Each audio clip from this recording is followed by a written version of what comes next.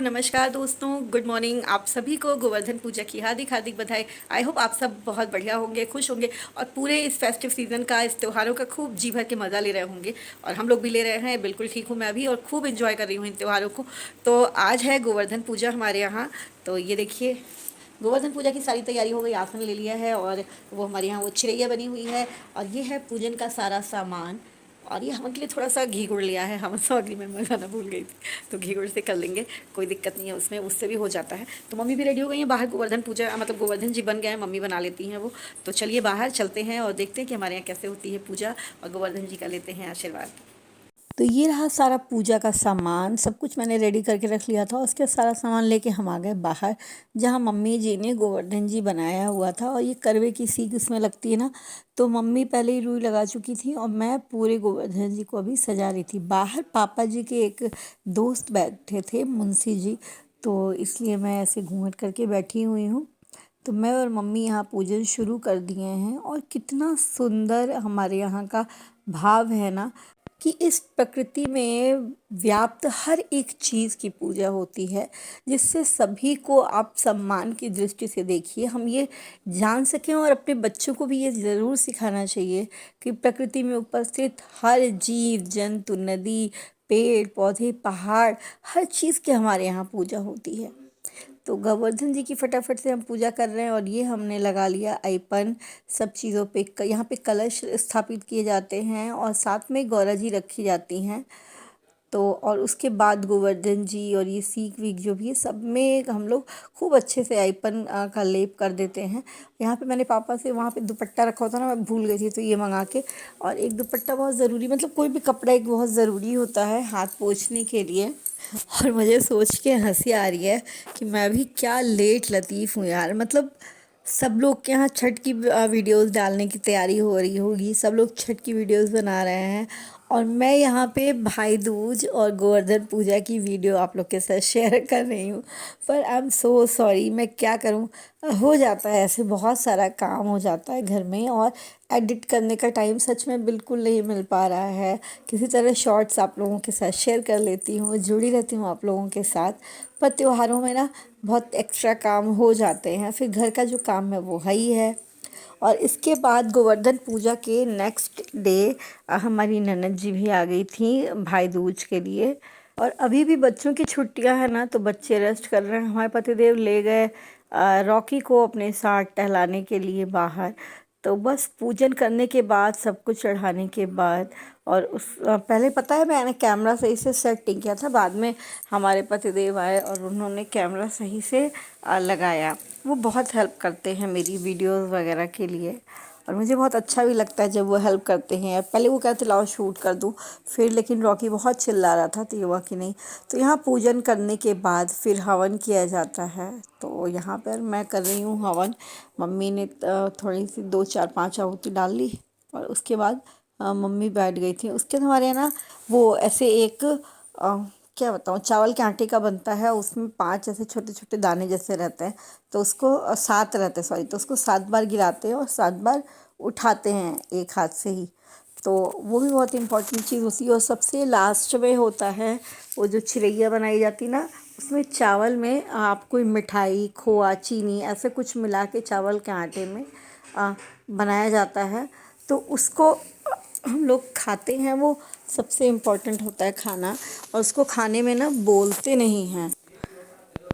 तो पहले तो पता है, ये देखिए, इसमें ना छोटे छोटे अंडे बने होते हैं, 4, उसको अंडा बोलते हैं। तो उसको पैर के नीचे ऐसे दबाए रखते हैं, मतलब दोनों पैर आगे करके, और अंगूठे के नीचे, कि वो दबना भी नहीं चाहिए, बस उसके हल्का सा स्पर्श होना चाहिए, मतलब छुए रहना चाहिए। और उसके बाद वो खाते हैं। तो पहले तो शुरू में मैं खाती थी तो मुझे बहुत हंसी आती थी।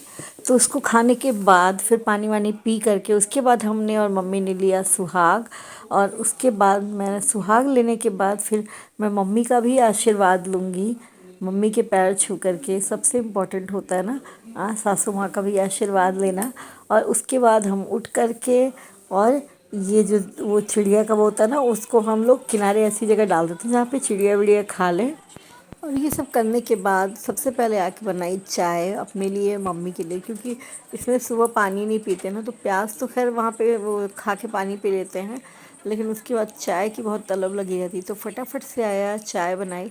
और आज आपको मेरी साड़ी कैसी लग रही है? आज मैंने साड़ी का पल्लू थोड़ा सा डिफरेंट स्टाइल में वो किया है, ट्राई किया है। मैं जनरली ऐसी चीज़ें ट्राई नहीं करती हूँ, पर इस बार मैंने देखा था एक हैक, तो मैंने कहा लाओ मैं ट्राई करती हूँ, और मुझे बहुत अच्छा लग रहा है इसका पल्लू ऐसे बनाना। तो आज हमारे यहाँ कढ़ी बनती है, क्योंकि इसी कढ़ी का और चावल का भोग लगता है गोवर्धन जी को।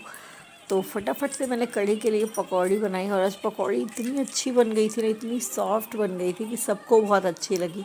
और यहाँ पे मैंने लगा लिया था भजन, और साथ साथ में भजन के साथ साथ मेरा गाना और मतलब नाचना मटकना सब चल रहा था। और मुझे ऐसे काम करना बहुत अच्छा लगता है कि काम करो साथ में म्यूज़िक या भजन कुछ बजता रहे। आज मैंने बच्चों को ना गुस्से में नहीं जगाया। उन लोग को सुबह एक बार मैंने आवाज़ दी थी कि उठो पूजा है, पर वो लोग नहीं उठे। फिर मुझे गुस्सा लगे, मैंने कहा छोड़ो, आज जितना सोना है सो लो, तुम लोग नींद पूरी कर लो।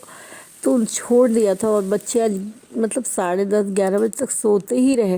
वैसे भी वो लोग जब अगले दिन मालूम होता ना कि छुट्टी है, तो रात में फिर वो दोनों बहुत मस्ती करती हैं, उन दोनों को नींद ही नहीं आती है।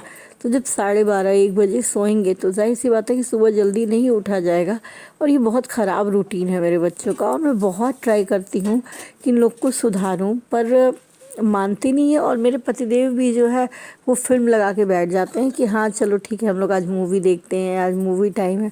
तो बच्चे पापा का सपोर्ट पा जाते हैं ना, तो फिर और भी अपने मन की करते हैं। और यहाँ पे मम्मी आई थी कुछ बताने के लिए, और देख लीजिए मेरा भजन की वजह से मैं वॉइस ओवर कर रही हूँ। शुभी 2 गुलाब जामुन लो ना।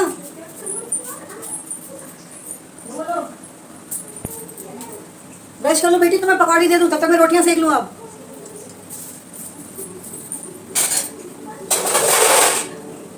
बाबू दादी को खाने का देर हो रहा है बेटा।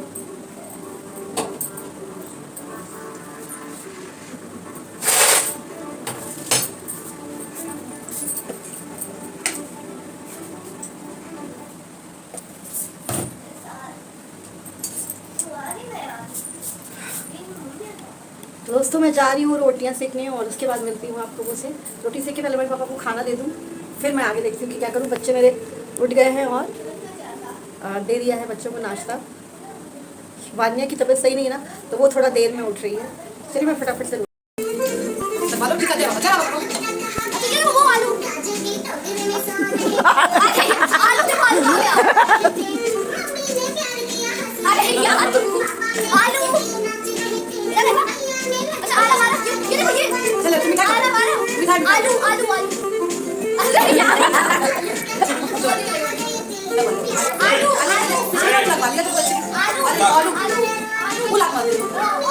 लगवा लो, लगा दे।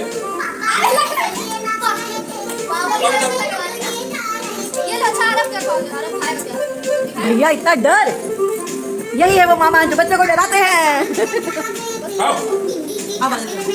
बड़ी लगा लगा। रोजना लगवा। अरे यार खौफ में रोजना करवाता हुआ बच्चा। मिठाई खिला दो थोड़ा सा। थोड़ा तोड़ के खिलाओ, वो थोड़ा बाइट लेगा। हाँ, हेलो, हेलो। अरे बेचारे को डरा के खिला रहा है, क्या है?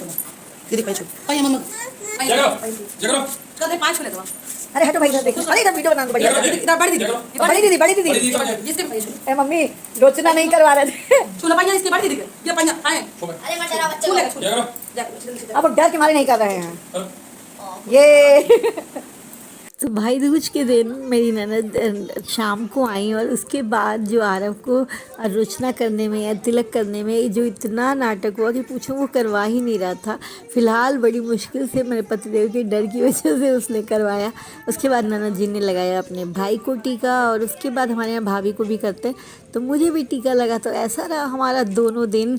आपका कैसा बीता कमेंट करके ज़रूर बताइएगा, और अपनी स्लेट लतीफ़ ममता को अपना ढेर सारा प्यार और सपोर्ट दीजिएगा। नए हैं तो सब्सक्राइब कर लीजिएगा, बेल आइकन को प्रेस करना बिल्कुल मत भूलिएगा, और लाइक शेयर एंड कमेंट तो करना ही है, तो कर देना यारों। तो मिलती हूँ अगले ब्लॉग में। बाय बाय, जय माता दी।